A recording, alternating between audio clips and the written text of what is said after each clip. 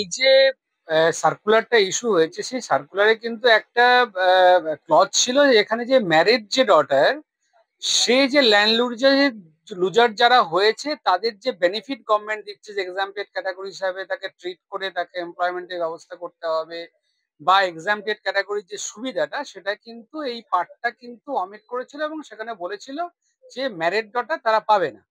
সেটা সিঙ্গেল বেঞ্চের অর্ডার হয়, সিঙ্গেল বেঞ্চের অর্ডারে সেটা বলে যে জেন্ডার ডিসক্রিমিনেশন, গভর্নমেন্ট এটা করতে পারে না, অতএব এখানে বিবাহিত, অবিবাহিত, উইডো এবং ছেলে সবাই কিন্তু অ্যাট ফার্স্ট সবাই সমান অধিকার পাবে।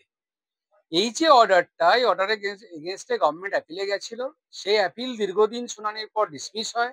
আমরা কন্টেম্প ফাইল করি, কন্টেম্প ফাইল করার পরেও অর্ডার কমপ্লাই হয়নি।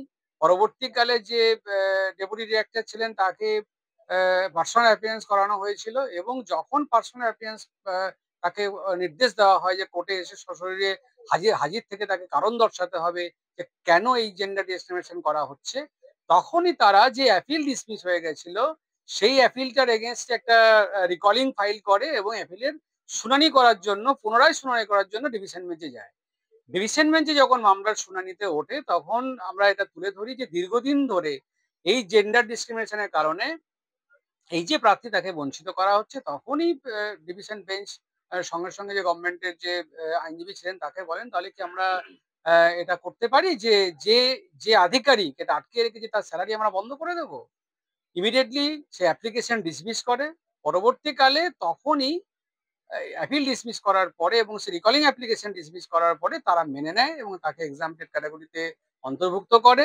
মামলাটির শুনানি ছিল, সেখানে তারা সশরীরে উপস্থিত হয়। মাননীয় বিচারপতির কাছে তারা তুলে ধরেন যে আমাদের যে অর্ডার ছিল হাইকোর্টের সিঙ্গেল বেঞ্চে, সে অর্ডার আমরা মেনে নিয়েছি, জেন্ডার ডিসক্রিমিনেশন আর হচ্ছে না, তাকে তার যা প্রাপ্য এবং তার যে অধিকার তাকে দিয়ে দেওয়া হয়েছে।